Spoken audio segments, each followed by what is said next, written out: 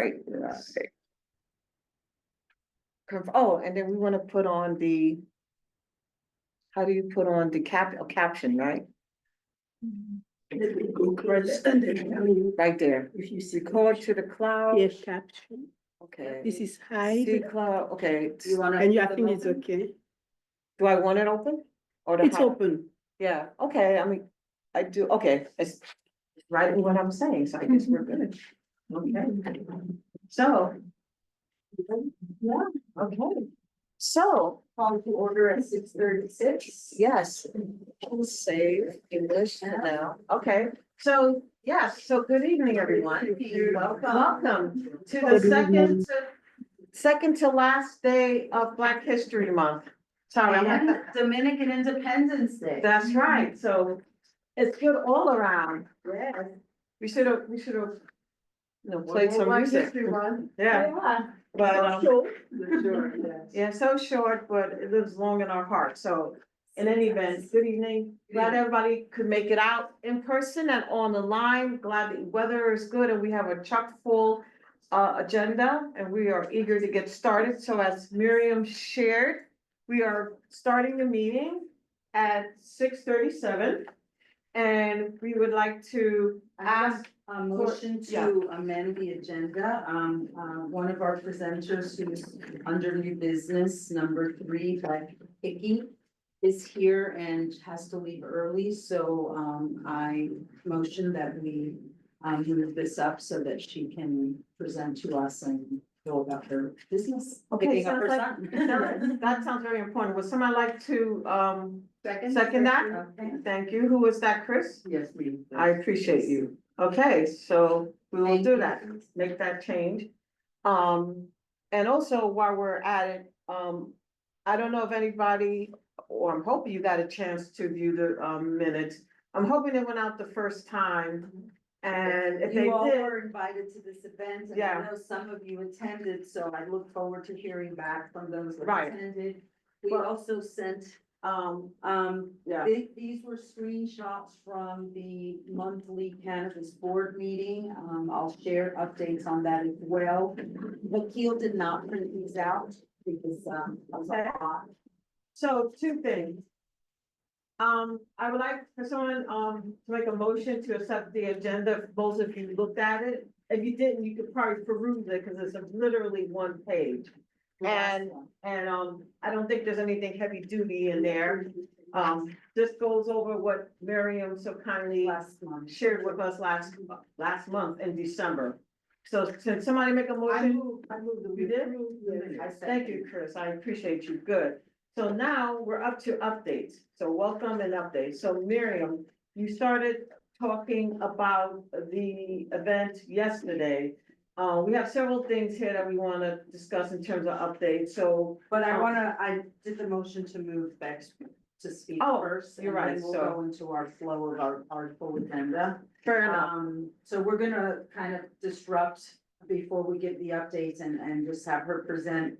Under our new business hotel, what I was saying is that we're gonna be involved in a few educational, I wouldn't say events, but I guess push-ins, interactions. We hope to participate and just go down to like events. 1, 2, and 3, we hope to get a cannabis corner at the senior fair and specifically educate seniors on questions on the medical program, licensing, and how to shop retail. Because this is new, so that's that one activation. Then we have asked, we have asked Columbia for the forum, either April 12th or the 26th, a weekend date to just focus on young people, higher education opportunities and programs, as well as workforce development, which we will be partnering with Beck. And then something that we just thought using this space at some point, doing a 5-night series of 90 minutes each night on cannabis education, and at the end you get a certificate of the cannabis workforce for the which that can take over. So that's just giving you a background, so that you have some context as to what she's here share with. So, if you want to share, you're involved, if you want to jump in on anything and. So Beck, why don't you jump Yeah, to yeah. number 3 on the agenda, the last, or almost, well, on the first page. We'll And go you over would that. be involved with number 2 and number 3, but. Yeah, we You would. know, just jump in. So first, I just want to thank you for, having me and accommodating my schedule. I really appreciate it. And, so I'm here on behalf of the Cannabis Workforce Initiative, which is a New York State program. The CWI, or Cannabis Workforce Initiative, is funded through grants given by the state to educate community members on the cannabis industry and the jobs available in and around the industry. So what we're doing is hosting a series of workforce events, a series of 5 that will highlight the different opportunities within the industry. They can be attended as a series or individually. So if you miss the first one, you attend the second one, you don't feel like you've missed out. We would really love to work with you guys on this 5-part series, as well as support on your senior fair and your education event. We're happy to table and support in any way. Our 5-part series are 90 minutes apiece. We then create time for people to network, question and answer, and it is a part of a larger 15-hour certificate online. So the CWI website has a job board, it has educational resources, health resources, workforce, further trainings. You can learn more about the plant, different aspects, regulations, things like that. So what we'll do is we can set up a login for these events, so anybody who attends will be credited towards that 15-hour course. And then if they complete the rest of the course, either in person or online, they get a certificate, they can add it to their resume. And then when they're applying for jobs in the cannabis industry, employers are really looking at that certificate, and it means something. So people don't feel like they're walking in the door to apply for a job with no learning at all. Just tell me again, this is the certificate that you can get from the online program, or the online program plus the 5-part series? How do you get the certificate that So- employers respect? So right now, on the website, you could take the 5 parts or the 15-hour course strictly online. All the courses are there. There's somebody presenting online, but we're offering 5 of them in person. Oh, So people can attend in person. It's really engaging, and I encourage people to do it in person if they can, but then there's the What classes. month is this that you're gonna do the in-person 5-part and where?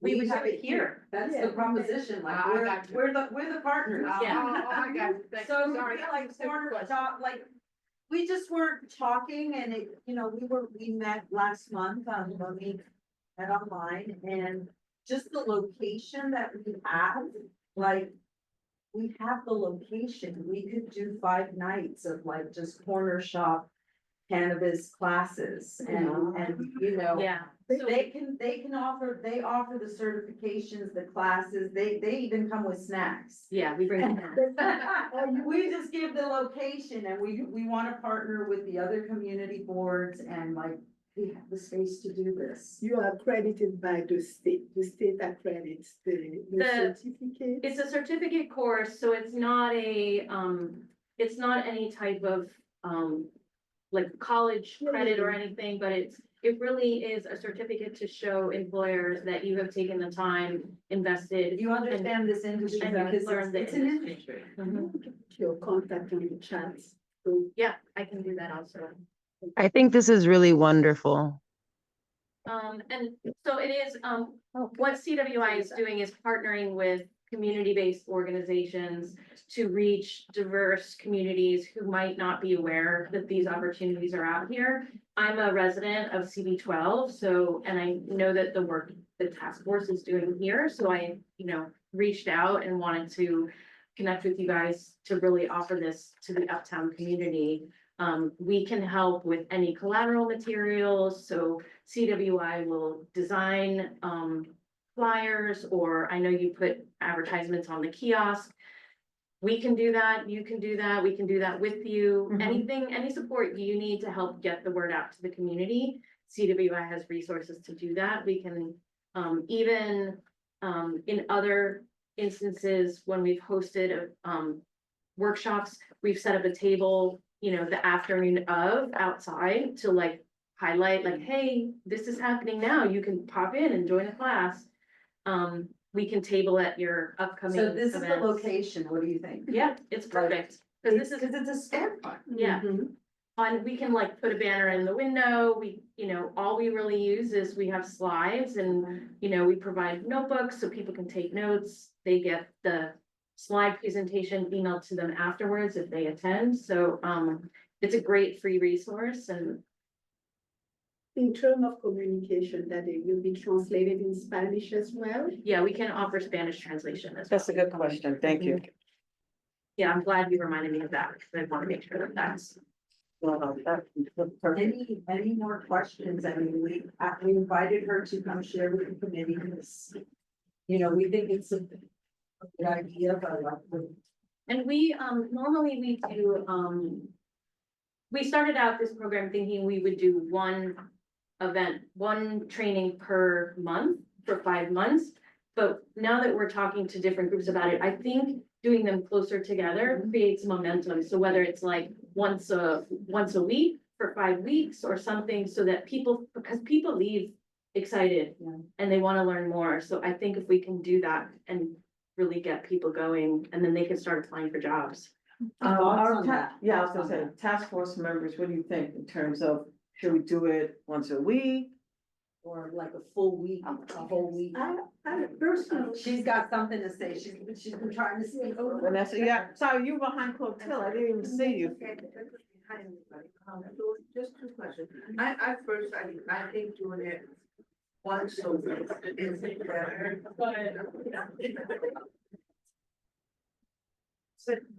Once a week. Once a week?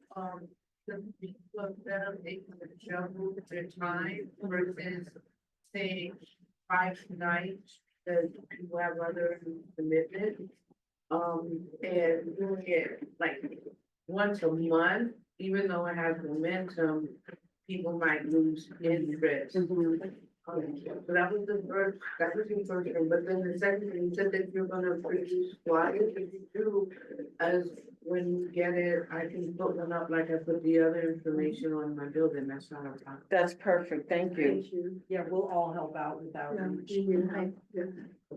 I want to back up on what she said. I think those 2 formulas are good. We can do the accelerated for those who really want to have the whole momentum in 1 week. And then for the other people who want maybe to have the material, understand, and come back with questions, do once a week or once a month, on a longer period. I think both are equally acceptable. Yeah. And if your time permits. Yeah. Yeah, we have like a couple trainers that we work with, so. Mhm. Carlton? Yes, might be out of the box, but is the airplane built?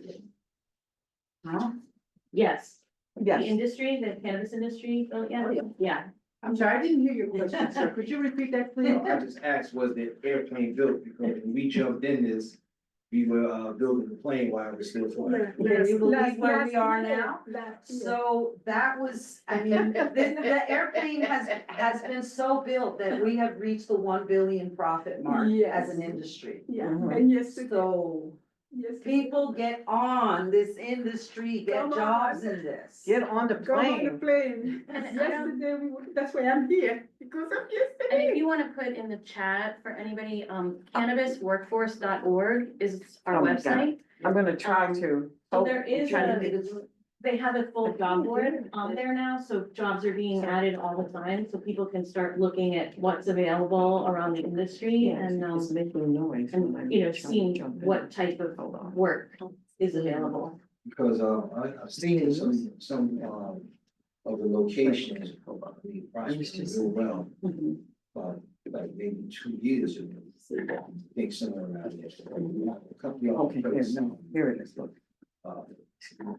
Gotham Buds, Mhm. that's right across Oh, yeah. Renaissance Hotel. Yeah. And, owner, Omar, they started off, they had everything properly, all paperwork, license stamp up in the right corner of the window. And, they prospered real well, and that was one of the ones that I knew that was flourishing. Yeah. And it's across the street from landmark, legendary status, and it, you don't have the, how you say, bad crowd. Right? Yeah. No, it looks like a normal, regular, store, retail store you're going in, so, yeah. That's why I got on the team, I saw a little something that, was promising. Yeah. Compared to back. And they started no long ago. Like the bugs that you're talking about was like in 2020. Yeah. If you That's do not a long everything time according ago. to regulation. Yeah. 730 days, I mean, you know. Yeah, I think they just announced there's like just over 300 dispensaries open in New York State now. But very few still in West Carolina, that's why we really have to. Yeah. Can't use your computer, you have to use. Yeah, I wanted to share the agenda and everything, but, okay, so. You have to get everything through here, like forget about your computer. May I have ask to a log- question? Yeah. Oh, sure. Who is that, Monica? Yes, hi, my name is Monica and I am here because the lovely Miss Clotilda, I met her at a training course that we started this week. So I have just been listening in the background. I think this is a really fantastic program. I have some experience in a lot of experience in farming. I actually moved to New York from Florida. I've worked with the community out there, teaching and things like that. So I just kind of wanted to ask more questions because I've never grown cannabis. I've only ever grown food forests and such. So can anyone attend the class? If they have a record, will they still be able to attend? How about Yes. if they've been arrested for prior cannabis related offenses? Yes, and so anybody can attend and, Okay. and prior arrests or records have no bearing, and that's the great thing about this industry is, it's gone through decades and, of stigma. So the people who are starting businesses in this industry and looking to hire are really trying to provide opportunities to everybody. They actually have to by law, because Yeah, New York State, the Marijuana Regulation and Taxation Act was groundbreaking legislature that put Right. social justice ahead of profit. So, the state has just actually doubled down recently to ensure that social equity applicants and communities are educated and are able to participate. So now more than ever, we should be doing outreach and education to get members of our community on board into this industry, whether it's through farming, ancillary, retail. Remember, there's 9 license types, and we've only really lived through 2, cultivation and retail. Yeah. Consumption lounges are still coming. And everyone in New York can grow. If you're over 18, you're allowed to have 3 plants legally. So, I And the grew fun- last year. the for 5 record. classes that we're teaching is, an introduction to the industry. We have 1 class about retail, 1 about manufacturing and processing, 1 about labeling, branding and packaging, and then 1 about ancillary opportunities, which is all the jobs surrounding, like accounting, HVAC, HVAC. construction, there's Distribution, bookkeeping, yeah. lawyers. I So we mean, are doing the whole supply chain. Yeah, And That's the goal, for Yeah. sure. to Yeah. bring that so to everyone's after those attention. 5, like, it gives a really good overview of the industry and how people might fit in. Now, how can people contact you again? I'll So try- the yeah. CWI's website is cannabisworkforce.org. Oops. Look the fastest type, if you don't judge me, .org. Yep. Did I spell it right, everyone? Yep. And Okay. then my email address there is B Hickey. HICKEY. At cannabisworkforce.org. B as in boy. Yes. We're putting it in the chat, so you can have it. Thank you So so I'm- very much. From our committee that we're go to partner with the cannabis workforce, so we will start asking on, and where are we? Once a month, once a week? Can I just say? Somebody just left? Okay, man, sorry. I would like to suggest, because you're gonna have a number of people who are seriously interested in this. So if we can, set aside, 5 Tuesdays, consecutive Tuesdays, whatever month is best for us, something of that nature. Sounds So you a like good- the once a week for a full month? Cause we have to look at the calendar, what works. I like the idea of not every day, because you're absolutely right, it's a scheduling nightmare for people. Once a week, once a month, once a week for a full month, Right, and so the logistics in terms of availability of space, yeah. this space in particular. So we want this space, so we have to look at when this space is not in use by other meetings. Okay? Yeah, and the month we were aiming for was May. Yeah, but That's don't what we have forget, there, we have, the session for the board is over in June. Then we have the 2 month break and we start back in September. And I would suggest it's better to have all the program, even though it's done once a month. Done before. Right. Yeah. No, the idea is if we do, because then if we get the forum event, we would promote this program. Like we would do the forum 1-day event, and in April, and use that event to promote this event. We just want to get buy-in from everyone so that we can start logistically asking for this space, and coordinating that.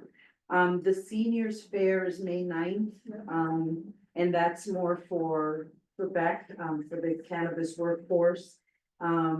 Where do you see support? How do you see supporting seniors? How can you support seniors? And I'll tell you, I connected you, I hope you connected with Yeah, John, because there is workforce opportunities here for security.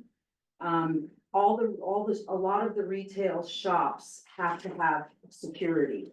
And I tell you, I worked in workforce development for the Department of Aging, and that is actually a very booming workforce area, for folks over 55 to do security at a retail dispensary I think that, and other areas. when you had mentioned having the senior fair, I think, we can have a table there and promote the job opportunities in. The seniors. Right, I was gonna say, we And can, I think that, it helps in 2 ways. One, it allows them to look for jobs if they're needing one, but also it just helps bring legitimacy, helps break the stigma, like these are real great jobs, and, they might have a grandson or something, family members, so I think it'll help in that way too, and really CWI will help it however we can. Carlton, is there anything you wanna say or add? Cause we're working with Carlton Beck, he's one of the co-chairs of the Senior Action Okay. Committee. And so we wanna make sure whatever we bring to them is something that will fit into whatever existing program they have. That would definitely, fit as far as jobs for 55 and over. Security security positions is a wonderful thing. I did it as a teenager. So I experienced all the way up to armed guard. And, it's a good experience for those that are, reaching the point where, their full-time jobs are, it's not 8 hours or 6 hours, and things of that nature. It's Yeah. something that can help supplement in our economy, which is Urgent right now. right now. But Urgent. it fits well, the jobs fit well, seniors knowing about cannabis compared A to lot of them. what cannabis was back then, known as marijuana, weed, and all other names. So Yeah. for them to know the true beneficial ingredients that can actually help your body get through pain, Mhm. anxiety, and a few other, et cetera, et cetera. They need to know that, and yes, we do need to do a great outreach. Once a week is great to build up the momentum. Once we get up there, I guess, as according to having, access to, a facility, should be able to have people come in. Yeah. Be able to do outreach with people coming to here. And, be here in person so they can hear the experts Mhm. teas of various colleagues and peers and what they know about cannabis and the beneficial factors of it, Yeah. Cause Yeah. I'm sorry, it rolled in where a lot of people was going through cancer stages. That was about like 10, maybe 15 years ago, where they were medical marijuana was, experimenting and stuff, and I'm glad it reached this point here now. And as a mid-50s person, I can say the pain management aspects of cannabis is Real. real. Yeah. So as you're getting closer to planning the, senior event, I'm happy to come back and see how I can help with that as well. Yes, I'll definitely reach out to my co-chair, Walton T. Alexander, and we'll chop it up. Okay. And get you in there, cause this is something that is necessary, it's very necessary, especially in this day and time. Carlton, Yeah. definitely let your committee know that our corner's gotta have at least 3 tables.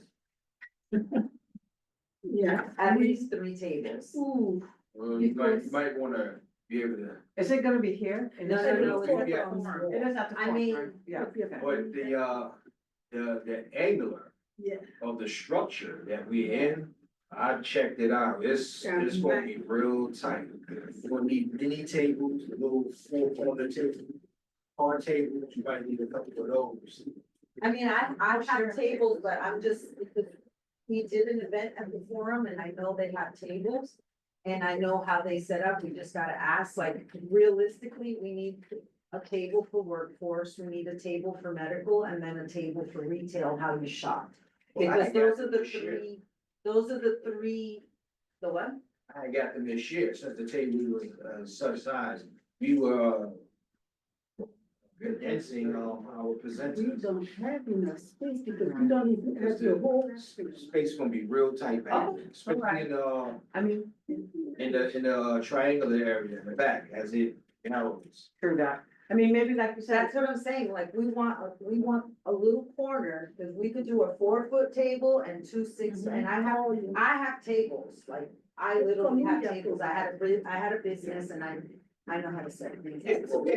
But I know the amount of information that each group has to give, and they each need a table. okay. Because it's legit, like, medical is information. Next We week, probably need 2 resource people at each table to answer questions. Yeah, like, we're throwing it at them, we would like 3 tables, but at the end of the day, it's their fare, you tell us what you give us and we'll make it work. Yeah. Tuesday, I'll be able to bring this up. Yeah. And, Okay, see and try to get a list of who's gonna already be there. right, because you have to reach out and see who can Right. join you, okay. Because- At least But get a count. we wanna cover 3, that education, the workforce, the medical, and, how you shop retail.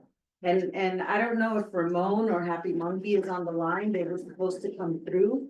But, they are the guys that we partnered with, the legacy guys that we partnered with last year. Yes. And they have 3 retail dispensaries. One in Dykeman, I think one in Brooklyn on Fulton. No, they have one in the financial district, I think, and I think one in Brooklyn or Fulton is Brooklyn, maybe. There's Not one in sure. Boston. But they're doing well, and I went into their Dykeman store and I like the way you shop, like they shop by your experience, the mood, like, do you feel this way, do you feel that way? I think seniors need to understand how you shop, how you walk into a store, it's not like, give me the bomb zaza, I know, you need to know, like, what terpene, like, there's a way that you go in there and you speak to a bartender, It's like regular shopping, Yeah. shop for groceries. Yeah. My mood is based on relaxation, so, you know, I eat a lot of quinoa, olives, you know, onions, you know, the whole salad mix kale, and So that's this is comforting for exciting. me. Yeah. Very Solid exciting. meal. So the cannabis would be as solid Yeah, no, as the meal. Yesterday, I don't want to pick up, but yesterday we stressed on the study has shown that the new, people who use marijuana, the increase in is 55. And the plus. largest moving sector, the highest grow, and I encourage you, you all got this via email. These are just screenshots from the meeting. Go on the website, you can watch the meeting in real time. What's happening in the state is phenomenal. The data is there, who the fastest growing consumers, data on underage consumption, the pregnancy, the traffic. What I think is interesting that's, going to happen is, the energy and environmental plan guidance document, they're stepping it up.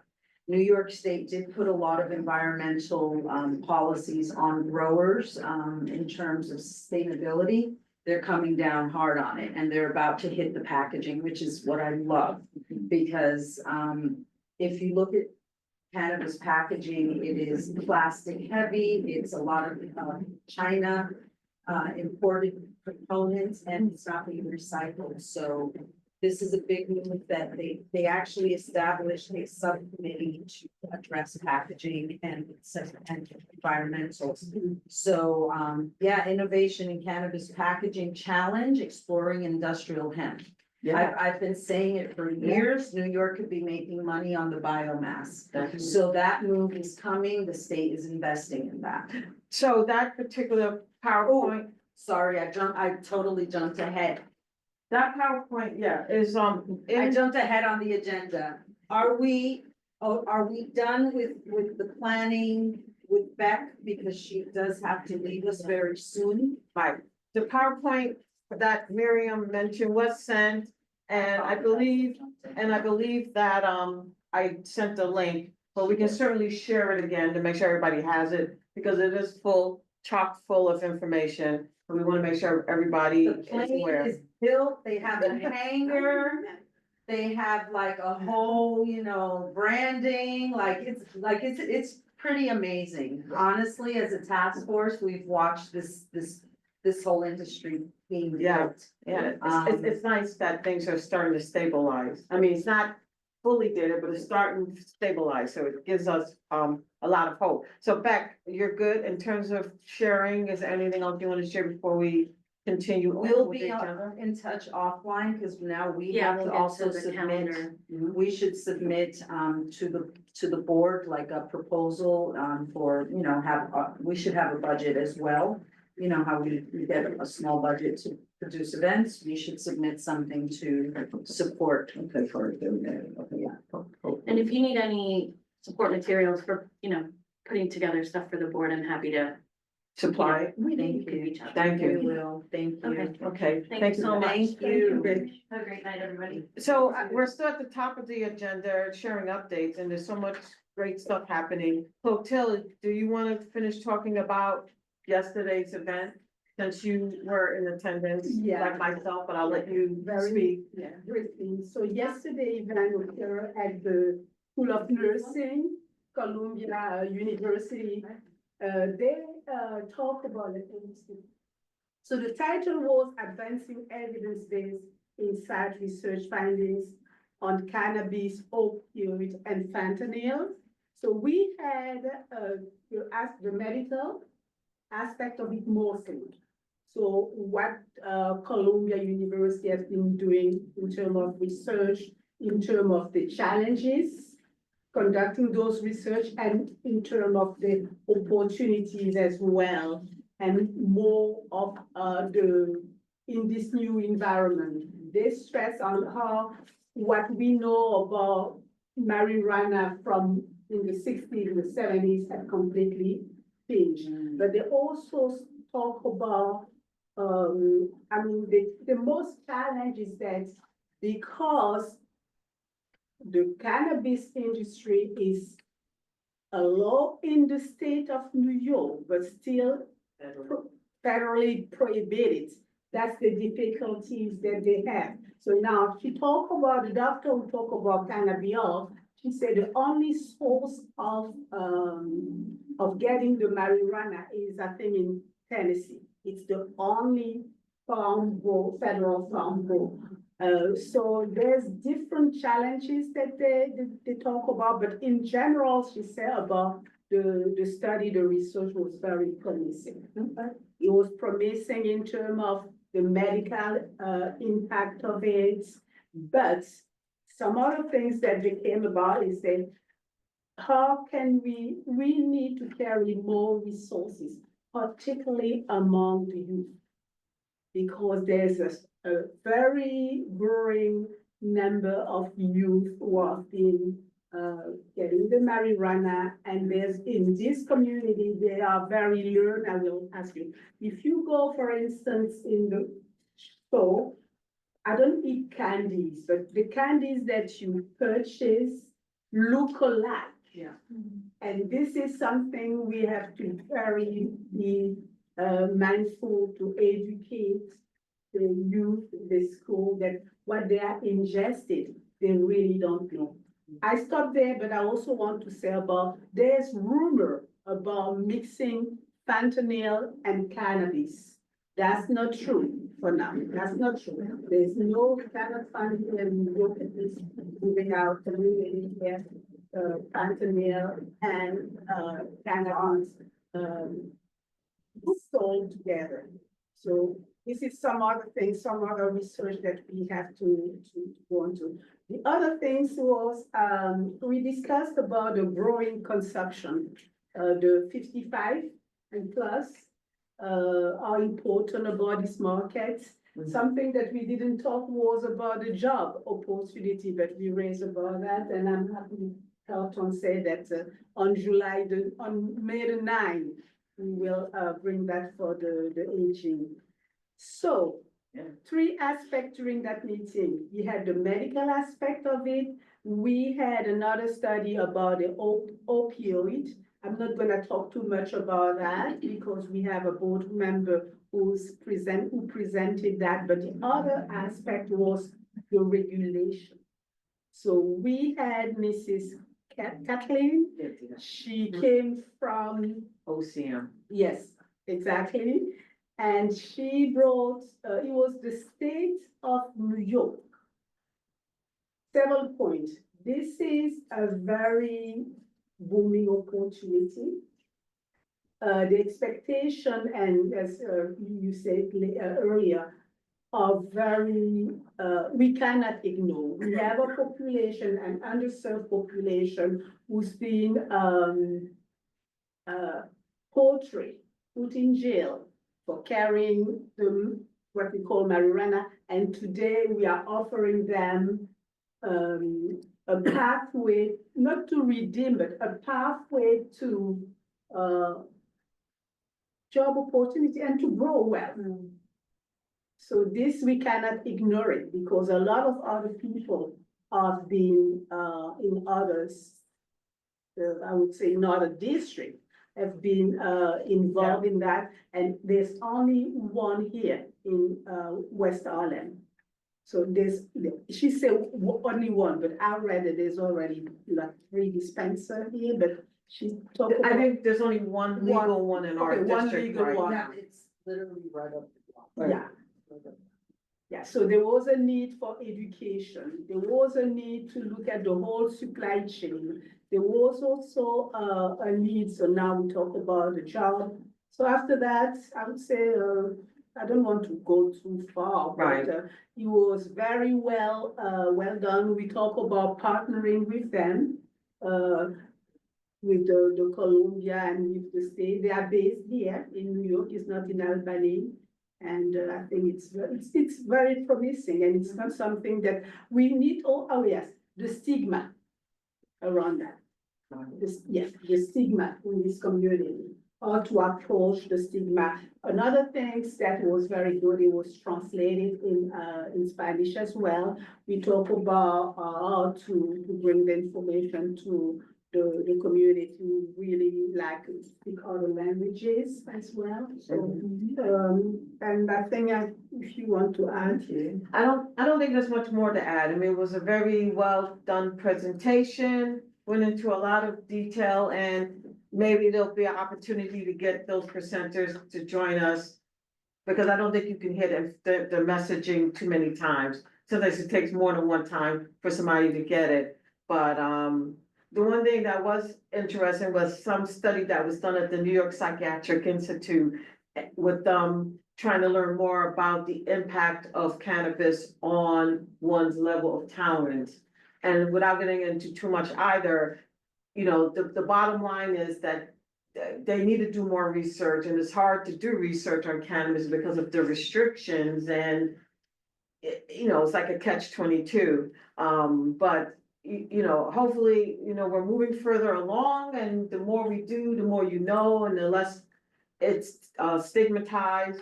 And, you know, we can get people out here, taking advantage of not only the medical benefits associated, but the job benefits. So, you know, there you go. So it was well done. I was, you know, very pleased that Columbia took that step to have this research forum on it. And we will continue to work with them to do more. I think it's a big deal, so, It's a more to huge come. deal, because Yeah. remember how much they pushed back on cannabis? Exactly. Like, all the universities were talking about cannabis and doing cannabis, and Columbia has been kind of very, Close, yeah. very hesitant. And when we even pushed them for a forum, I mean, we had to pull the community benefits agreement and say, you have to give us the space. Correct. They did not want to give us the space because the powers that be do not support cannabis. Right. That was what we were told. If I want to add a last thing very important, the whole, the income generated by the cannabis industry, some of it is reinjected Right. within the community. And we're gonna go over that on the agenda, because that's very important That's very to go over as Doctor, what we, was your as we question? move What forward. did you just say? Okay. Something injected back into it, what were you saying? So remember the tax dollars, so there's a 40% tax when you buy cannabis, and that money is supposed to What, come sales back tax? to the, Yes. yes, the sales tax, but it's specifically, that money has to be reinvested in communities that were disproportionately impacted. Oh, yeah. So there is money that is earmarked for specific communities, and that is actually And we're gonna go over. on our new Yeah. business, where we'll talk about that. The last, presentation is, and it's not much more for me to add. We've been pretty busy. It seems like cannabis has been on the radar. At the New York Public Library, the Office of Cannabis Management did a presentation on medical cannabis. And it was well attended. It was downtown and very well attended, to say the least. And once again, most of the people in attendance were people who would be considered seniors.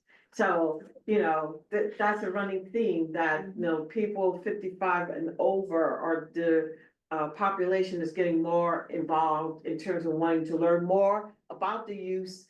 And I guess what else is associated with cannabis, which to me, I guess I'm not surprised, but I'm smiling, because that's probably the group that you wouldn't have expected to be so involved and, you know, taking some onus around it. So, huh? I disagree. Well, I'm saying, given everything else that's been happening in terms of the negative perception, You gotta understand, you know, these 55-year-olds in their teen years, cannabis, marijuana was a thing. right, You know, recreation, as we use the concept of, and most of them are revisiting. Kind of like wondering what this is like now, because before you had to hide, sneak around, and now you have actually a physical and spiritual relaxation. You don't have to worry about running off somewhere because you rolled up what they would call back in the days a joint. yes, that's right. No, Now it's a pre-roll.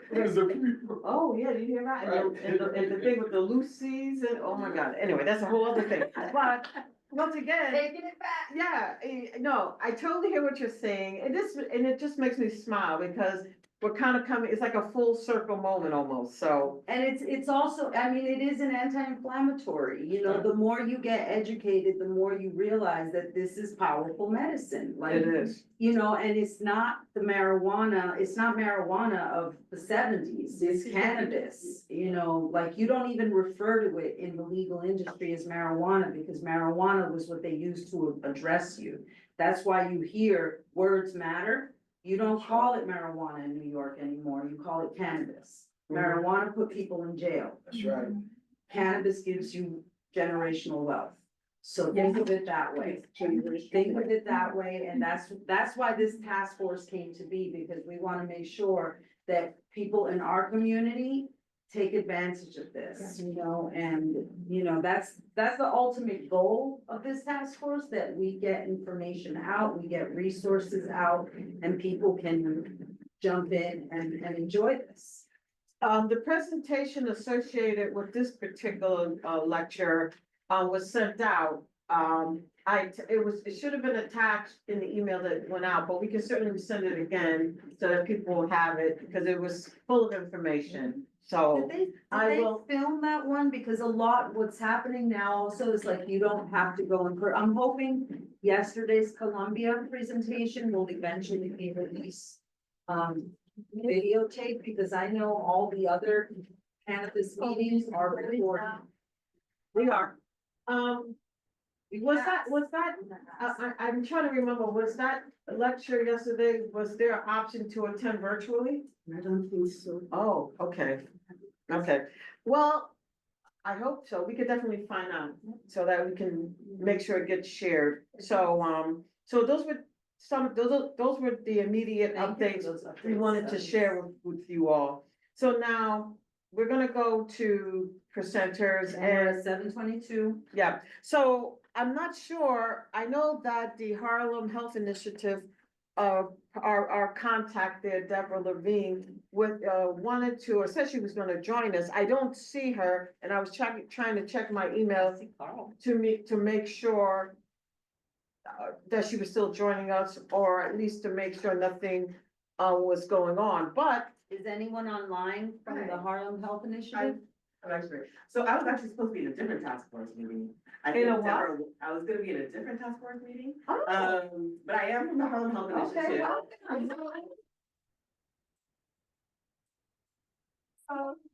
yeah. Guys, yeah, Oh, Alexis, right? So, Ariel Sella. So Oh, I was like, I have to get your name Okay. written down, but. so I don't know if there are, I wasn't planning to present anything for this, but if there are any, I mean, I can talk about the work that we do in relation to cannabis. Yeah. I also work with that too. That's, it's fortuitous. Okay, so maybe this is serendipity. This is Divine correct. diversion. There you go. So hi everyone, my name is Ariel Sella Holbrook Smith. I am from the CUNY School of Public Health and Health Policy. We're located on 125th Street. I work with the Harlem Health Initiative, which is essentially the community engagement arm of the university. And so we're primarily responsible for making sure that we're not just the university situated in the community, but actually a part of the fabric of the community. The CUNY School of Public Health and Health Policy is the only public graduate school of public health in New York City, and so we really have a responsibility to the community in that sense. So we actually have a cannabis equity collaborative. Previously, so part of what we do is education, but then we also collaborate with the community boards 9, 10, 11, and 12. I'll actually be at the community board 12 task force meeting on Monday, talking about some work that we've done with them too. We've also collaborated with 9, 10, 11, and 12 on assessing community perceptions, knowledge, attitudes, and beliefs around cannabis use, legalization, legalized dispensaries as well, especially given the changing landscape of policy and everything like that. So we're really prioritizing education, but also given the disproportionate impact of law enforcement and criminalization around cannabis, what can we do to make sure our communities are supported moving forward? And so that is really the work that We do. I'll be happy to boost any events that you all are doing. I'll be happy to attend. I also run our bi-weekly newsletter, so truly, if you need anything to send out to the community, I'll make sure that it gets in there. I noticed you have a couple of things on here already, so I'm happy to share that. What else can I say? So I have a quick question for Sure. you. Did you guys go to Albany, was it 2 weeks ago? Yes, so Deborah went. Right, Deborah okay, did go to Albany. okay, cause I wanted to see if anything was discussed or addressed while up there. And, so that's one reason why I was asking for updates. You didn't go, obviously. I didn't go. I went last year, but I didn't go this year. Okay. But yeah. But no, that's fine. I mean, at least once again, for those who are new, they get to hear about your program and the relationship we have with you. And you guys have been rolling with us deep from the beginning in terms of, even when we did our first forum, the Harlem Health Initiative offered and did administer a survey to help us collect data so that we can look at more effectively what exactly are the concerns or needs of our community so that we can tailor our outreach accordingly. So we value the relationship we have with the Harlem Health Initiative and look forward to doing more things with you. We should definitely, look to pull another survey or something when we do the event that's targeting youth. Yes, so another program that I work with, I also work with a peer education program for high school students. Usually ages like 15 to 17, it's 14 to 18 really, but usually Okay. they're juniors, seniors. This current cohort, I've been working with them since last summer. They usually do like a year long, and they can reapply if they want to, or new students can apply. So I'd be happy to pass along the information for that event to them as well. They're always looking for opportunities to learn more about about cannabis education, and particularly as it pertains to youth. So I will definitely. Yeah, pass I mean, along that we're looking to partner, we did a block party and we partnered with CUNY. What was it, CUNY CUNY Orange? Oh, I yes, yes. They have a cannabis like agriculture or cultivation program, like these are programs that 17, 18-year-olds should be applying for throughout the state. So that's our goal for the youth event, to really like open their minds up to like, this is more than getting high, like you can actually be like a cannabis chemist or like biochemist, like you can become like a leader in this, and yeah, we'd love Especially to have the necessary young people. opportunities. I mean, once we start planning, I would love to have them involved, if you want to involve them to help do outreach, to even help Sure. tell us like, what should we be asking? Yeah. Our tablers, the cannabis community to show up with. Where's the Yeah. orange, the CUNY Orange? They're upstate, I'm not sure, it's with Monty, Monty, yeah, but but it's, purchase, is it? no, it's, Okay, I actually went out there and it's. Oh, okay. It's orange, it's upstate. Yeah, that Like part typical past, New York City person, it's like, it's upstate. yeah, past Westchester, it's like. It's across the bridge. That's right. You want to leave your contact? Yes. Yeah, sure, Oh. sure. Do you want me to put it in there? Oh, You know what? Or email us, Okay. email us. What is your email? Do you have our email? We'll give it to you. My name's kind of long, and so my email's kind of long, so I won't be able to type that. No, my email's probably shorter than yours, Mary. I'm Miriam, MIRIAM .F. Let's see if there's any hands up. Okay. At Gmail. Okay. MIRIAM. Right, and I think you have mine from before, Ariel, Yes, but And we mine's, will share. yeah, but, and mine's is Monique. yes, So I'm pretty sure I have. Yeah, Monique.hc@verizon.net. Okay. So yeah, I wanna make sure I get your name correct. I only got Ariel and Smith. I didn't get the name in Oh. between. Ariel Sella is my first name. Seller? Sella, ARIELSELA. Okay, I got part of that, but I'll get it later. Yes. Any questions for Ariel? Anyone? Anybody? Ariel Sella. So, the other thing on here is update.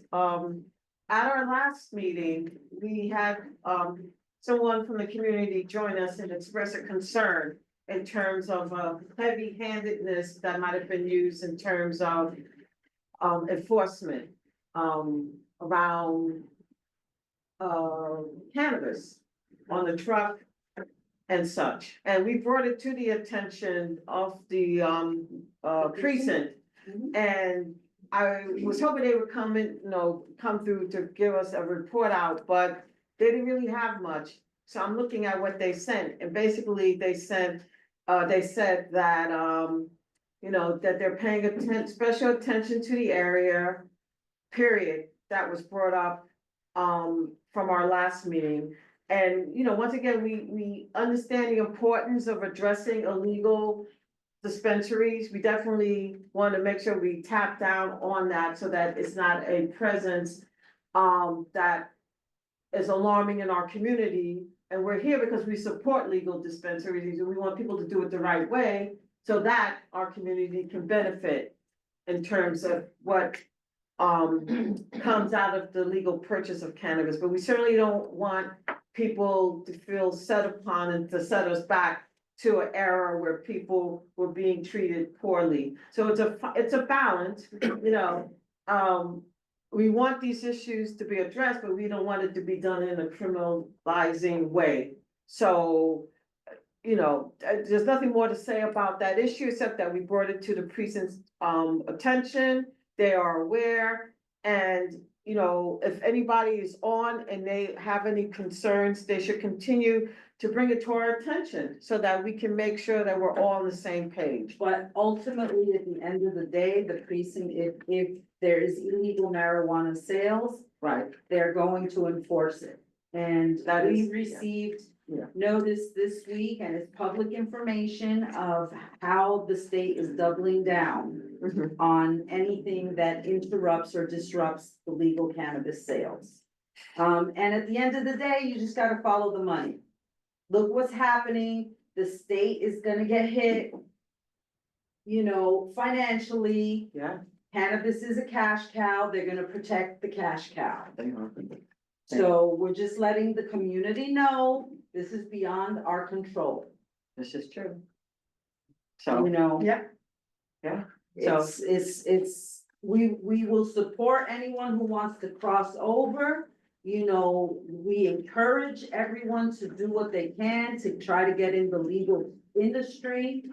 There's another wave of grants. They are aware that their whole social equity structure may have left out a lot of people, so do not be discouraged. If it's stalled, if you haven't been included, keep going to their website, keep getting updated, keep getting informed, and keep staying at it until you get in. Because the state is doubling down, but they're also doubling down in supporting social equity applicants. That's my understanding. Like from the communications that I've seen and the meeting that I went to, like. Yeah, I think that's what was stated With Catherine Diaz, Yeah. like they're aware, like they have to make more of an effort to get more social equity applicants. And I'm gonna be full disclosure, I had a CBD brand. You need $1 million to get into this industry. Like, it's a social equity, they will help you, but you still need to find $1 million and it's risky, so. This is the challenge for workforce groups right now. How do you help our community? Because $1 million is a lot. It is. It's a lot of money and you need to have 15 to 20 people you can really trust because there's that much.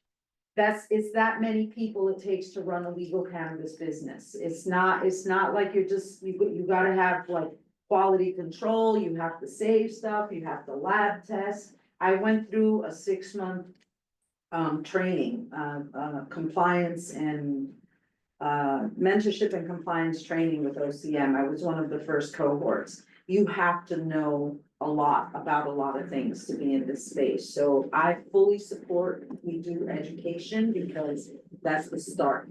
That's the entry point. You have to know what you're up against. I mean, that's it. So, once again, people join us for that series once we get it locked down. So that we create that opportunity. And if there's anything else we can be doing to support everyone in the committee, eyes, ears out, like, how can we help more people in our community? Yeah, absolutely. Because 3 events isn't gonna get gonna help everybody, but this is something that we have to keep. We have to keep pushing and pushing ourselves, like, how do we keep getting people on board? Right, so, okay, so that was regarding the presenter part. So now new business, we already started diving into that, but I would like to go back a moment to the resolution letter and just talking Yeah, about the whole taxes, issue. As was stated, the importance of a legal establishment in a community or many establishments that are legal in our community is that there's a benefit. As Miriam said, 40% of the taxes that are collected are supposed to be reinvested in the communities that have been wrongfully harmed. And that's why it's such a big deal that we want to support legal people coming in to the business. Because that's one of the benefits to the community. And it was reported to us or shared with us earlier this year and repeated last night that $1 billion was considered the profit that was collected since I guess they started cracking down. And to me, that's mind blowing because, it was the wild, yeah, it was a wild west and things were going cray. I guess they started cracking down and it was able to concentrate their efforts on those legal establishments. So within New York State alone, $1 billion has been collected. I'm assuming most of that was downstate, but we don't know for sure. But, one of the questions that I asked last night was, okay, $1 billion was collected. So now where did that money go? And I know that we had conversations with someone who works from OCM and they shared with us the breakout in terms of how the money was supposed to be allocated. It said here, 40% is allocated. Oh, okay, so let me read this correctly. 13% sales tax, so 13% sales tax, 9% of the excise tax goes to the state and 4% goes to New York City. Of the 9%, 40% is allocated to education, 40% is allocated to community grants reinvestment, and 20% is allocated to drug treatment and public education. That's the breakout of how that tax is. And that's the money that comes back to us. Correct. 40%. So 40% of 9%? Yes. Yeah, that's what yeah. So then, Still money, yo, it's $1 billion. so then people, it looks like at the end of last year, there was a RFP or RFA that went out and money was awarded to certain nonprofit groups, which unfortunately we didn't become aware of. And so, yeah, at the end of last year, so it was a little kind of crunch time. They sent something out, remember something about community grants? Like if you were a nonprofit or something and you were gonna do education, like it wasn't. Low key. Very soft. Very soft, very soft. Demure. Demure. Intentional and demure. At the end of the day, we have to follow the money. Right, And so we are proposing a resolution or a letter that basically says, breaks down that equation and asks, like, show us the money. Where is it? When's it coming? And how is it actually, like, yes, it's going education, community this, but who is getting it? How is it being dispersed? Because if you don't ask, you don't get. correct. And in this time right now, more than ever, we have to follow the money. Right. When I asked the question to Catherine last night, she said that they were planning I think to announce maybe in the spring, I guess who got the awards. And of course, someone asked, I think it was one of our members, Laquita, asked, well, how can we find out which districts, where the money was awarded? So I'm assuming when they make the announcement, they'll give us a better I wouldn't idea. be surprised if Cannabis Workforce is one of the people who got awarded the money. Yeah, you might be. Because they've been doing the work for a while. And they're an org, so they're partnered with the state. I wouldn't be surprised if they're Okay. one of the groups that got the money. Well, if that is in fact the case, that's good in terms of us partnering with them and benefiting from that. And that's what we want to know. And we want accountability, right? Because that's why we're pushing for legal establishments. And my understanding So you're also, all in support of a letter, right? Yes. I'm sorry, I'm gonna jump ahead. No, I'm just saying, just make a quick note. Okay. We are at 7:41. So Okay. we're in support of a letter. We'll pull that together. Okay, and share it, that's right. So also my understanding is that the next round of funding that will be available should be over the summer. So, hopefully, of course, we'll keep our eyes on that and see if there's a way to make sure we can get it in our CB. If memory serves me well, a lot of stuff drops in the summer. Because they know community boards are not in session. Yeah, They did this last year. you're right, they did. They did this last year, so we should make sure we're really up to date and following them the next couple of months. You're right. Because they dropped a lot of stuff during the summer that we couldn't comment on. Right, Excuse me. they even did it during the holidays. They dropped stuff. It's very It strategic. was like the Friday night thing that's happening. Coincidence? Yeah. Coincidence coincides, so. You said, yeah, Coincidence coincide, I like that's that. right, there you go. Did you wanna ask a question? No, I was saying that third, that you saying for the percentage, that 20% percentage goes to what again?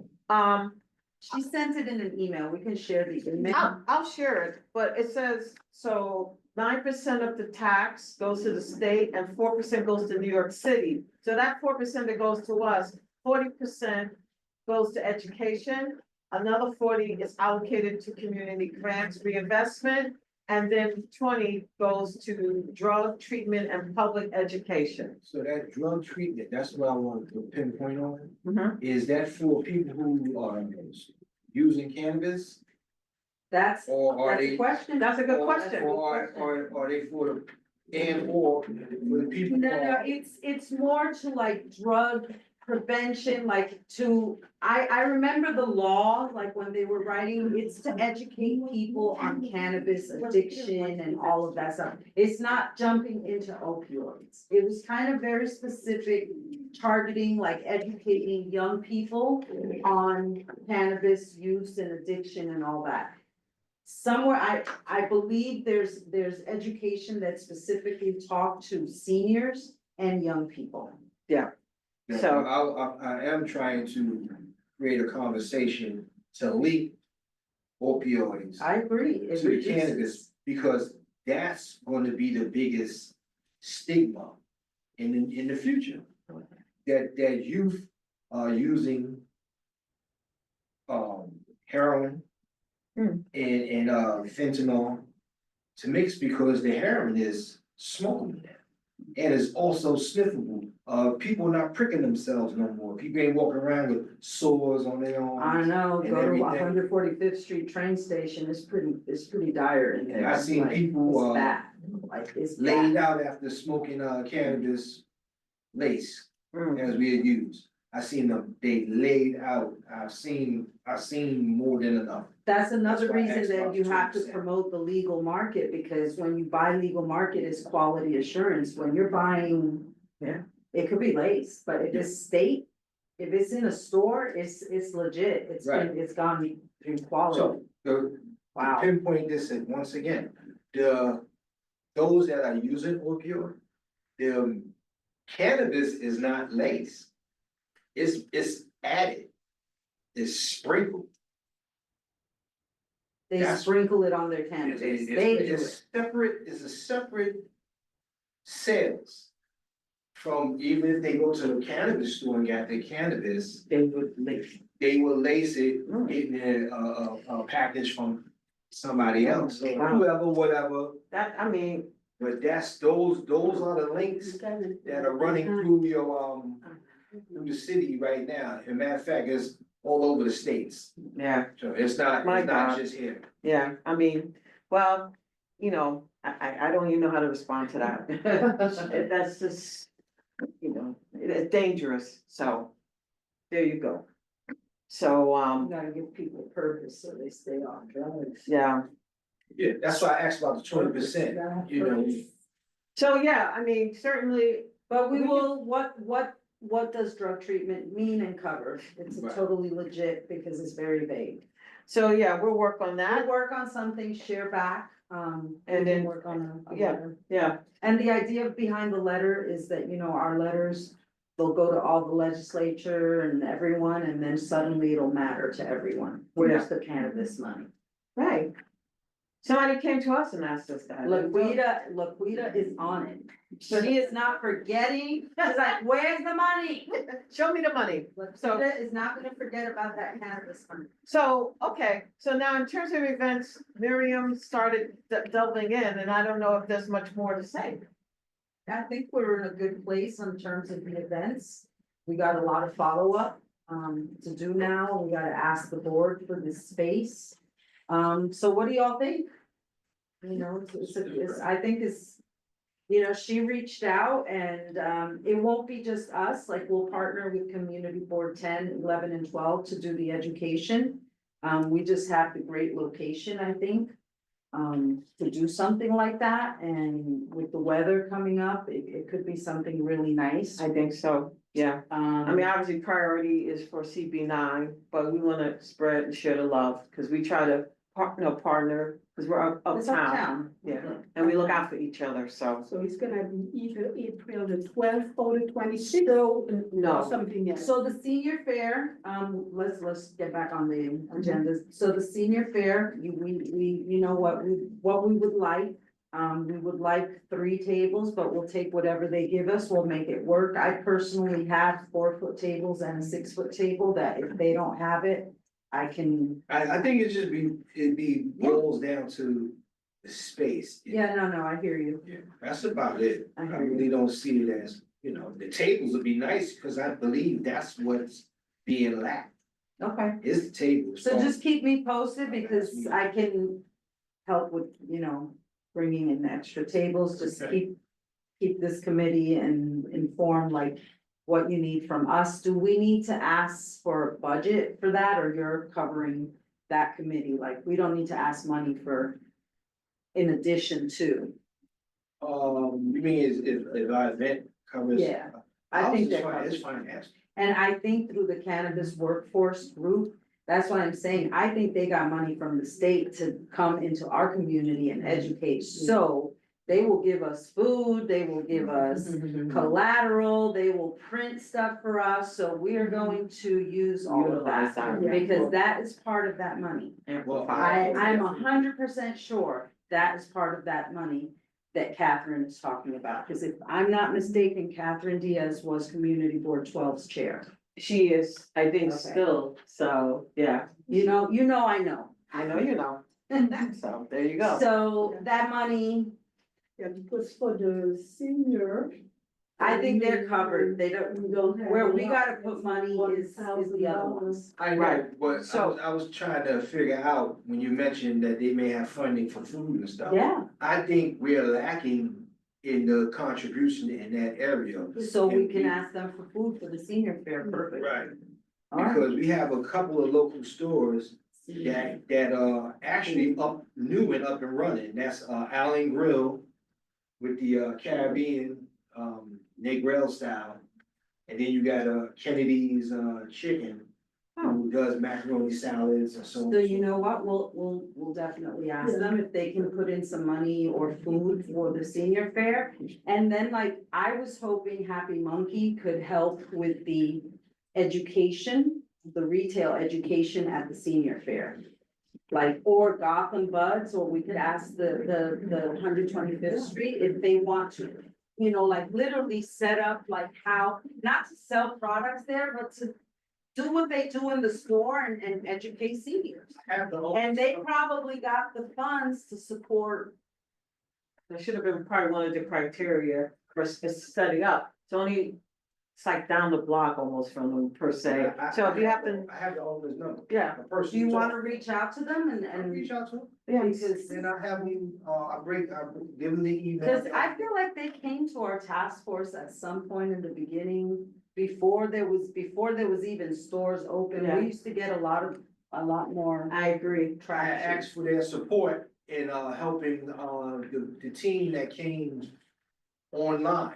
And I think they came in person too. Oh, yeah. And they were like kind of, you know. Alright, so you'll reach Yeah, out. yeah. Yeah, so, Omar did talk to them, and he said that he gave them a pretty much update on, you know, how to go by And get set up. their license and stuff, Right. because they didn't get theirs the usual way, they went behind. So They connect came in them, through the back door. connect them to us, maybe invite them to our next task month. But we don't meet next month. No, right, because we're doing, yeah, By month. Yeah. We might have to meet next month if we're planning events, we might have to meet. Because it's March.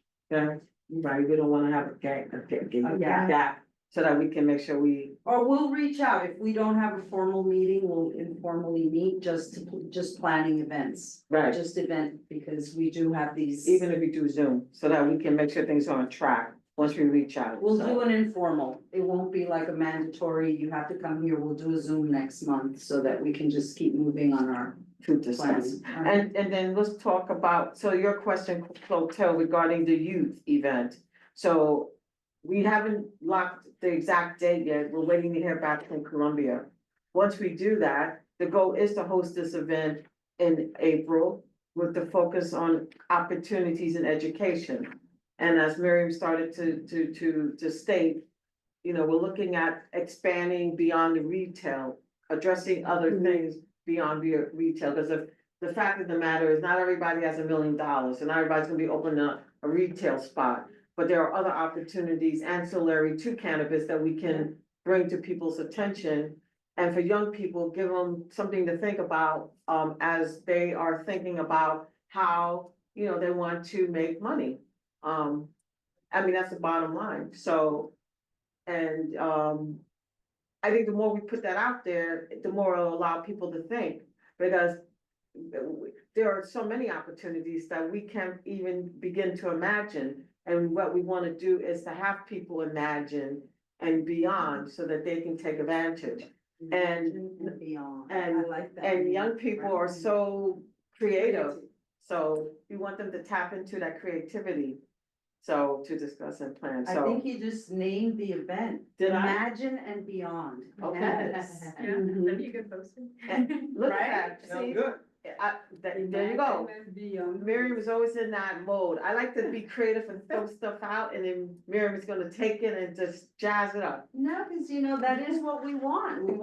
We want young people to really use their imagination here. Like, this isn't just about getting high, like you can Right, actually study this stuff. yeah, so we wanna make sure they are, I like that, yeah, look at that. I really, thank you. Brand new. That is gonna be the name of the And- next forum. D was online. We will definitely tap into the Oh, Youth look. and Education Committee. Dee said, Miriam, okay, in submitting for funds, you could also ask committees to help with I mean, sponsorship, we'll okay. definitely work with the Youth and Education Committee. Yes, we for will. the youth Yeah. event. Yeah. You know, I let them know because I sit on that committee. We'll definitely Yeah. get them involved and take it from there. No idea is a bad idea. If you have any suggestions, ideas for that event, you know, I bring mean, them on. We are definitely gonna ask brands, retail, workforce, the universities. This is geared towards young people. and I think we should, but I mean, it goes without saying, reach out to Economic and Development Committee and see if they wanna be involved in some way, cause I mean, that's the whole focus, you know, it's all about the Benjamins, so. One thing that we had not decided on that forum, and this is something we wanted to share with the committee. Are we just gonna use the first floor of the forum? Oh, yes, Or do we want to, I know last year we had speakers. I opt for just the first floor and kind of do the stage within the first floor. Than using like the second floor and planning like presenters and a whole panel, because that's a whole other level of planning. We have the whole atrium, the bottom, it's enough. Yeah, and We we, only have that part where we have our general meeting. we picked for a Saturday.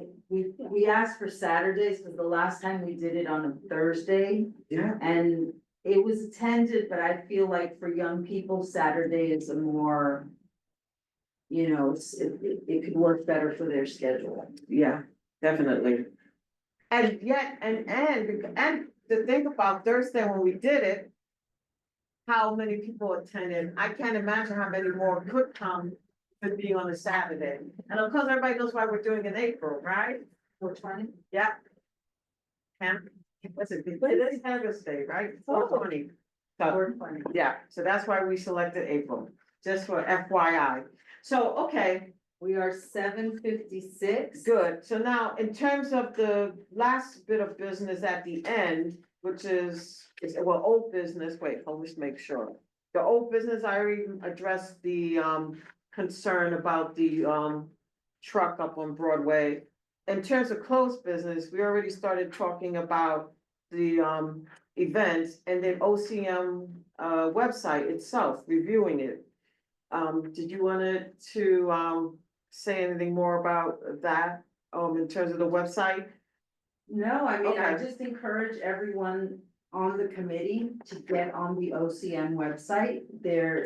They've done an incredible job of updating it. Anything you need to know is on there. All of their meetings are recorded and they give incredible updates. So just keep updating Okay. yourselves. I'm going to Just put keep him- staying informed, Yeah. keep checking. Cause yeah, it's a legit industry, I think. And when you go on the website, it feels legit. Because any questions that you have, you can actually direct people to the website now. Like before, you had to have a lot of forums and a lot of events to educate people, but right now, you just go on their website and you're good. Yeah. We're trying to stay on top of that ourselves, because it's always appears to be updates You know, and things there's- happening. There's more, there was some updates to the regulations recently to change the facades. Oh, this. Of the stores to allow for more. You know, they were very strict in the beginning because they didn't know what was gonna happen in New York. And of course, what happened was the 1,500 illegal Zaza shops. Yeah. But the actual dispensaries, the legal dispensaries have been, you know, decent establishments, you know, there's not like all crazy things that everyone thought was gonna happen in front of the cannabis shop. It's not happening. Yeah, they have most windows were discreet, I mean, like black. So that's something that we have to address this, we have to look at review the regs. Because retail stores do have to operate a certain way, and right now we have one lonely shop within CB9. And it is on Amsterdam, and 139, no, like It's not, 139. no, it's not too far from the park 136, or something. right across from J Schiff. Yeah. Right across from the park, right on Amsterdam, across from CUNY. It's next to a liquor store, I think, which if you looked at the regs, initially they weren't supposed to be, or it was a liquor store and it became a cannabis shop, which if you looked at the licenses, you couldn't double dip. So there's all kinds of stuff that we need to look at. Because more might happen, like, the interesting thing with our community board geographically, we have a lot of schools. If you look at Amsterdam, we have a lot of schools, we have a lot of houses of worship, so technically, we can have avalanche of cannabis shops that other districts might have. We also, if you look down our main corridor, Broadway, it's business to business. There's not a lot of empty retail for cannabis to open.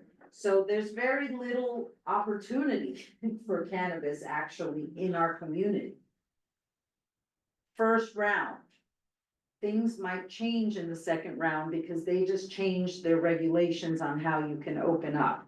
I think they changed their distances. Remember, that was what we were debating. They might be allowed to be closer. They might allow a heavier concentration. I know Community Board 12 is opening them up much faster than us. If you walk on Broadway, there's one on 161st, and there's something that says Heights, but it's Heights with like spelled like high and like with a cannabis leaf that was dark windows on 158th and Broadway. So Okay. everyone is opening up around us.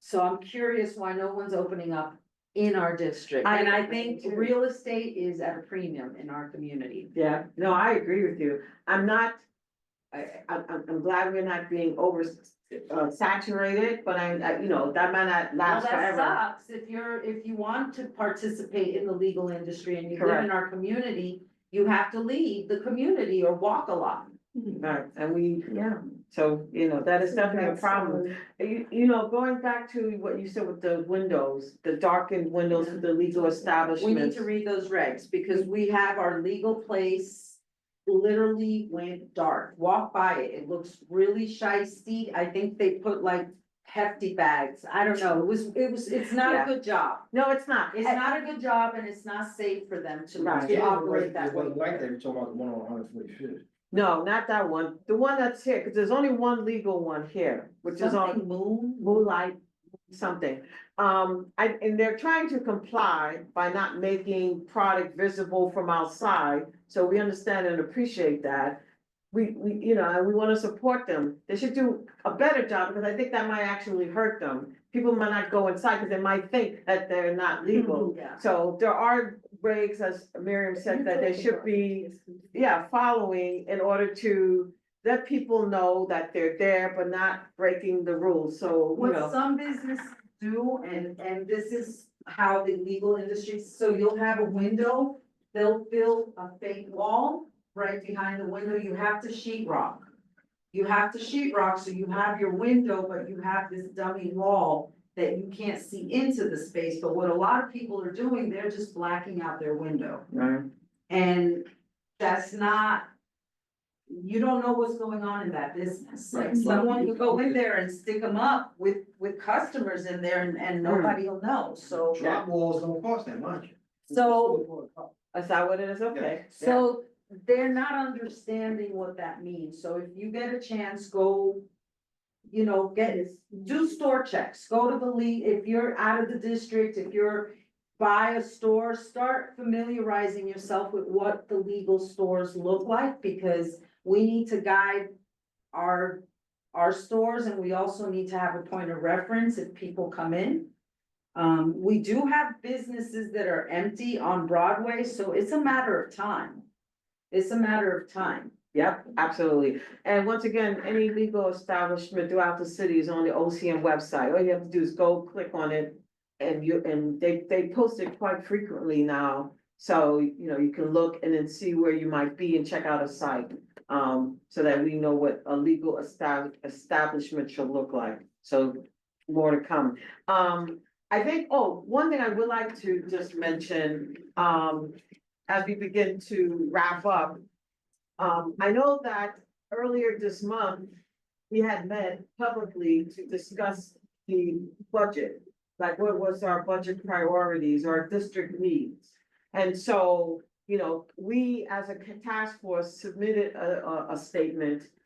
Because once again, this is something that as a community board, we are behind. And we want to make sure it rolls out in a thoughtful way. And so we submitted a statement before, and I tweaked the statement that we submitted before as a task force, and I'll share it. But the one thing I did add, besides talking about how we want to make sure that the city continues its efforts in terms of cracking down on illegal establishments, so that we can help support those who follow the right path. We also, what was it here?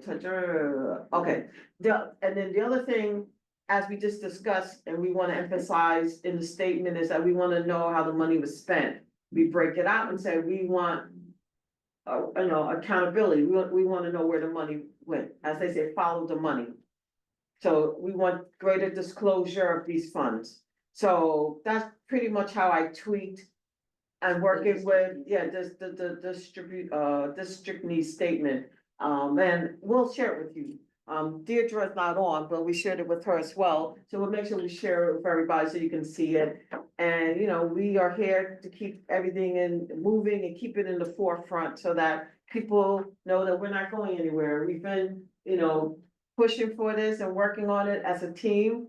I think we're one of the few community boards that had a task force, and we're still here, and a lot of the other community boards work with us, respect us, and they want to see us be us, them be successful. So that's the goal, to continue that. So I think that's it in terms of what's on the agenda. And I don't know if there are any other comments or questions. Yeah. Online? anyone? Online, yeah. It's 8:07. Sorry, I have my face turned away, so if there was a hand up or a question, please Carl's here. let us know. Hello. Monica, I was just saying, I dropped my email into the chat and I would love to keep up with any type of meetings. If I can make it in person, I will try my best to.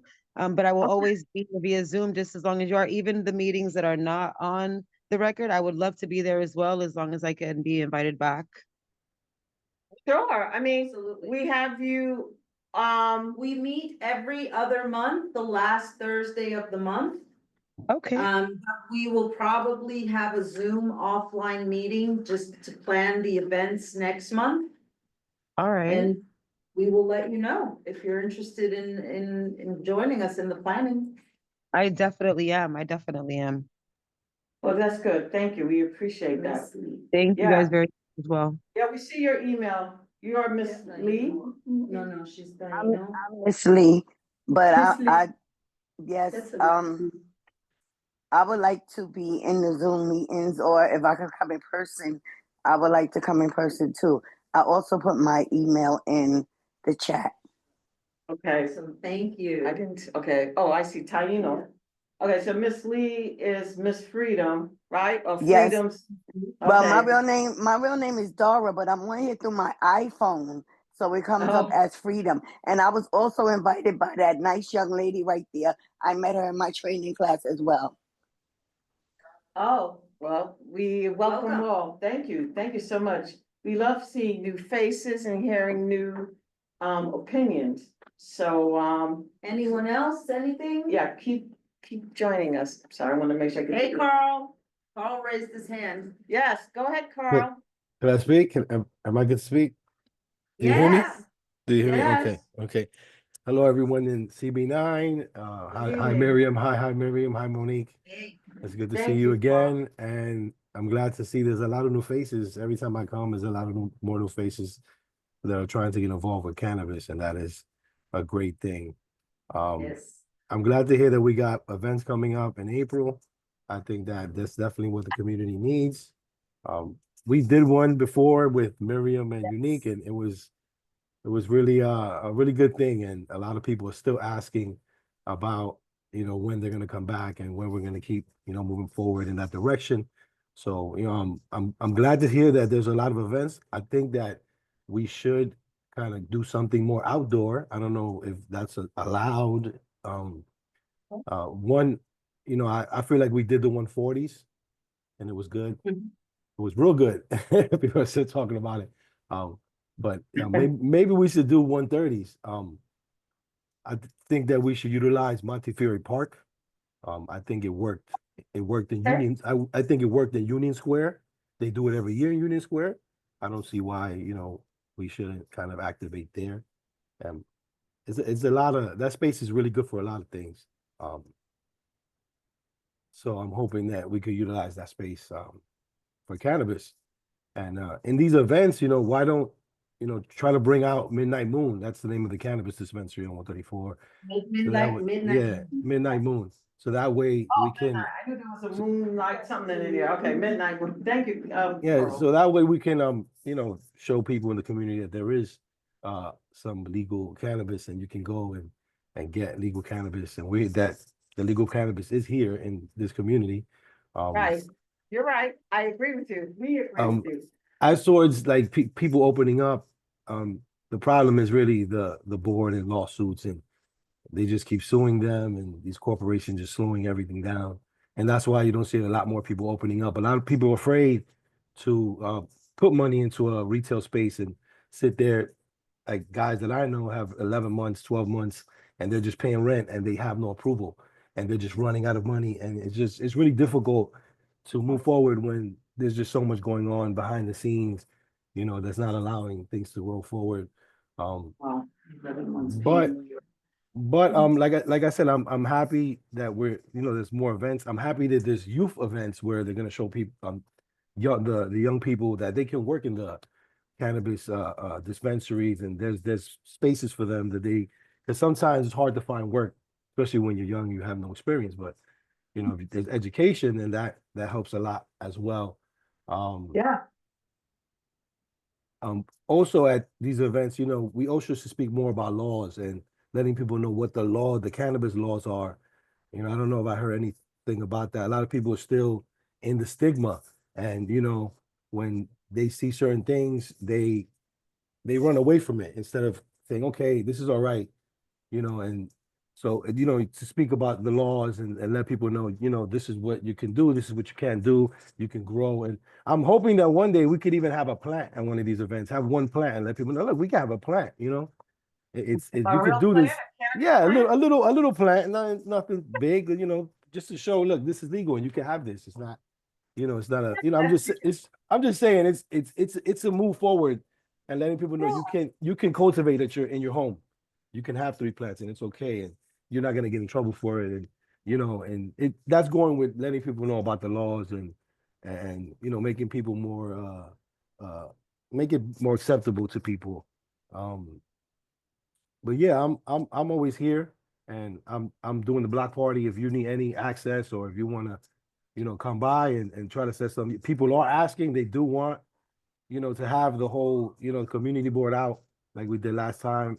And I explained that to Miriam in the email. And yeah, we're here, and I'm happy to see Carl, that. do you do your block party in the summer? Yeah, I haven't even applied. Okay. So that's why this year I'm gonna start everything next month. So we can Okay. sit down if you like, and we could try to do something again, But I would love to see Montefiore Park. I think that, if we set something up and, even if we bring a band out or try to, bring out Happy Monkey, and his group if we could, and bring out Midnight Moon and bring out, the Cooney people and bring out everybody. I think that being outside with the sun and the air and the community and the people, that's where you make the impact. And you saw it that day when we did the block party. It was, Oh, yeah. it was a little all over the place, but people really, No, they, I and know they, the so, block, they told I'm me it's the sorry. best block party that we've had ever. So It was a good block party. I know we had a good time, and we were so happy that Community Board 9 could be a face to, let people know that, we're here to support the community. We And had Q, the SUNY info. so I think that we should go bigger, grow it every time we do it. And I don't know if you're proposing to go to Montefiore Park and you not do your event if we do it at Montefiore Park. Is that what you're proposing? In addition to. Or doing it in no, addition? we could do it in addition. Yeah, in addition. If you would like, if the community board would allow us. I mean, it's up to you. Well, The block the party thing is more for the not up to us. community. The And block then- party is more for the community. Oh. It's we're using it for cannabis, but it's not really for cannabis. It's more for the block people, and but if you want, like I said, if it's the park, it's different because the park is for everyone, and Well, right, so, I mean, that no, might be and the reason I logistically- said the reason I say Montefiore is because, like I said, we did the 140s. You know, we should try Right. to, like, I would assume, you know, it'd be good every year, every I 2 don't wanna be years. the Debbie Downer here, but Montefiore Park has a lot of issues in the community. Logistically. Logistically, there's been a lot of issues with that park. That we would have to talk with the precinct, with the Parks Committee and with the Friends of Montefiore Park. Cause that park has not been stabilized. There was a lot of crime and strange stuff happening.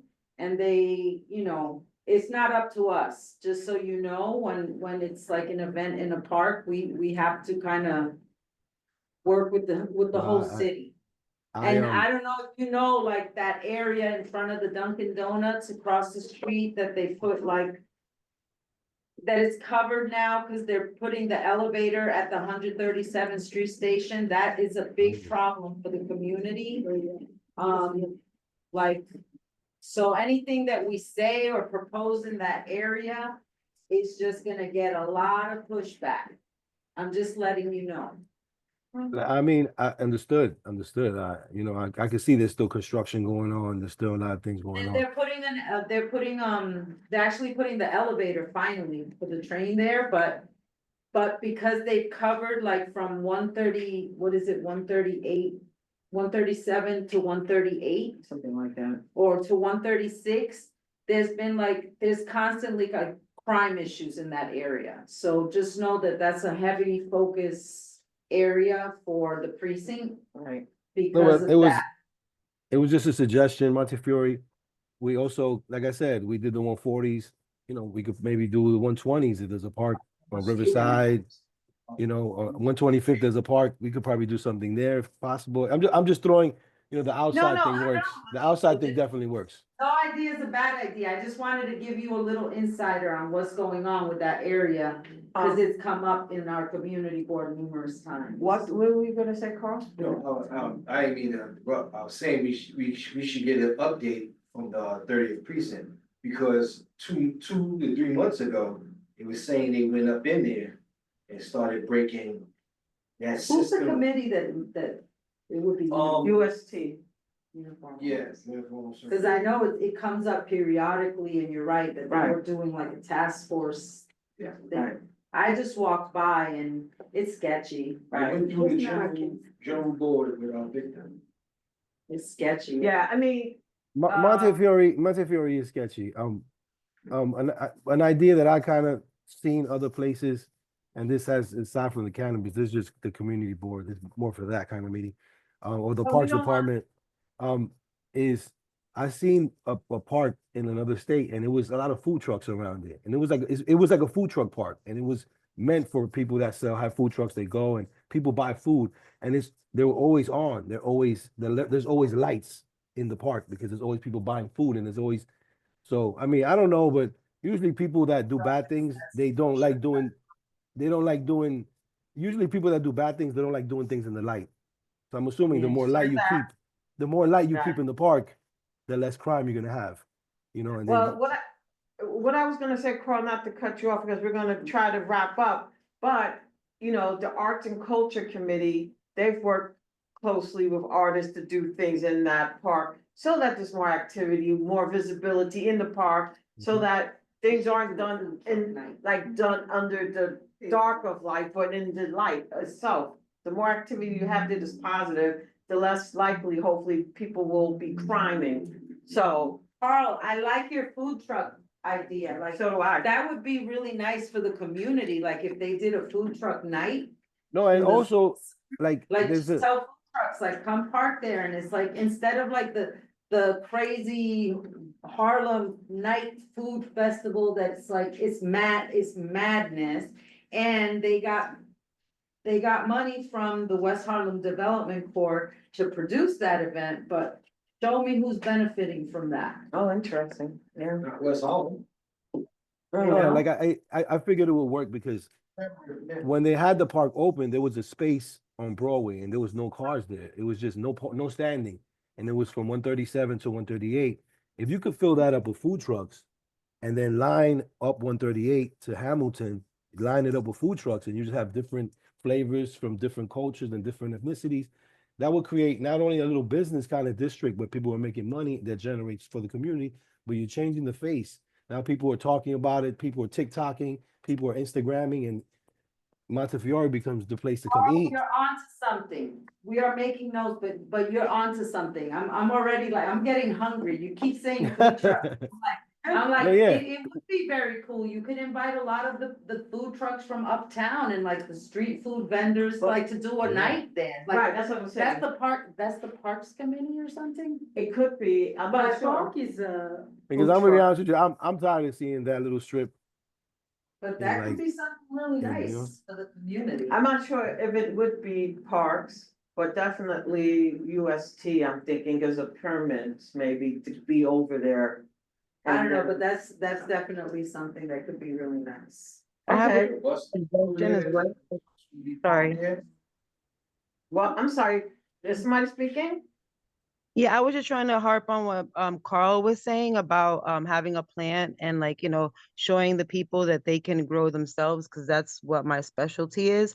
So maybe because it's going to be a family event, we could have maybe like seeds for the children or like soil or something, since we're going to have a plant there, so they can be intrigued, but not like direct them into something that maybe we don't really want them. It's legal, but still we don't want kids going around, trying to grow weed or cannabis, so I think that maybe if we have a little, a little side, maybe stand or like a little area where the kids can like learn about cultivating and growing, but maybe like flowers or vegetables or something like that. Oh, okay, I like that. So it's a part of the youth event, okay. It's been noted, Monica, thank you, we appreciate that Thank you. suggestion. We are I think we're at gonna make, 8:22. I think we're gonna make Monica's comment the last comment. Our goal is to make sure we end at 8:30, if not earlier. So we're gonna make that the last comment. Motion to adjourn the meeting? Mhm.